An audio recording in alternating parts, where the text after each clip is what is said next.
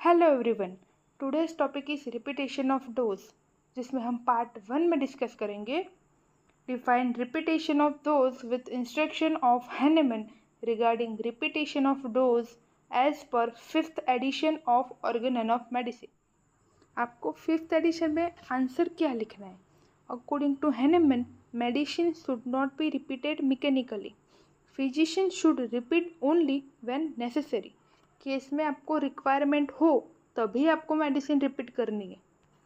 अब देखते हैं उसकी डेफिनेशन है repetition of dose means administering the same medicine again after a previous dose according to the response of patient.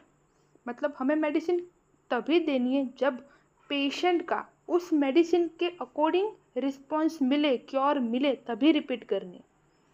मैंने यहाँ पर फीचर करके लिखे हैं, पर ये पॉइंट मोर इम्पोर्टेंट है इस क्वेश्चन के लिए। ठीक है, तो 30C potency is preferred suitable for both acute and chronic. 30C potency ऐसी पोटेंसी है जो आप दोनों केस में इजीली रिपीट कर सकते हो, एक्यूट और क्रोनिक दोनों में। सेकेंड है रिपीटेशन ओनली व्हेन नेसेसरी। इसको हम एक एग्जाम्पल के साथ समझते हैं कि आप अगर कोई पेशेंट है, पेशेंट के हैंड पर कॉन्टेक्ट डर्मेटाइटिस का एक पैच है, पेशेंट की कंप्लेन है कि उस पैच रेड है और सीवियर इचिंग आ रही है। ठीक है, अभी ये एग्जांपल के साथ हम ये पॉइंट समझते हैं। Continue improvement indicate no repetition.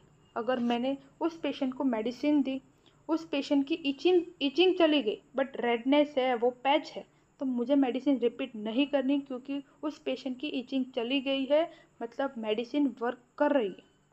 Repeated only when improvement stop. But वही एग्जाम्पल को हम इस पॉइंट में देखते हैं कि इचिंग चली गई, पैच है, रेडनेस है, पर रेडनेस धीरे धीरे कम ही नहीं हो रही, बढ़ रही है। इचिंग चली गई पर रेडनेस कम नहीं हो रही है, तो मुझे उस टाइम पर मेडिसिन रिपीट करनी है। समझे? थर्ड है use of lower and higher potency. Well selected remedy can cure acute and chronic both.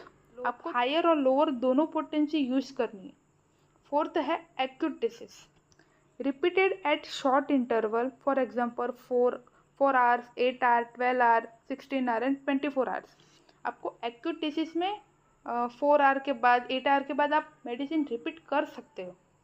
Extreme symptom repeated every hour. आप जो सिम्टम की सीवियरिटी एक हद से ज़्यादा हो तो आप उस पर एवरी आवर मेडिसिन रिपीट कर सकते हो। In chronic disease single dose में act for a long time. हम जानते हैं कि हम सिमिलिया सिमिलिबस क्यूरेंटर सिंगल डोज, मिनिमम डोज पर काम करते हैं, तो हमें क्रॉनिक डिसीज में मल्टीपल टाइम रिपीट नहीं करनी। हम उसको सिंगल डोज कितने टाइम के बाद रिपीट करेंगे? अराउंड 90 या 14 डेज के बाद ही हम क्रॉनिक डिसीज में डोज रिपीट कर सकते हैं। 6 पॉइंट है ऑब्जर्वेशन ऑफ द पेशेंट। ये मोस्ट इम्पॉर्टेंट पॉइंट है। क्यों? A new symptom indicate reassessment of remedy. अगर आपके पेशेंट का क्योर चल रहा है और क्योर के चलते एक ऐसा सिम्टम है जो आपकी रेमेडी से रिलेटेड नहीं है, आपके क्योर से रिलेटेड नहीं है, तो तभी आपको फिर से रीअसेसमेंट करनी पड़ेगी रेमेडी की।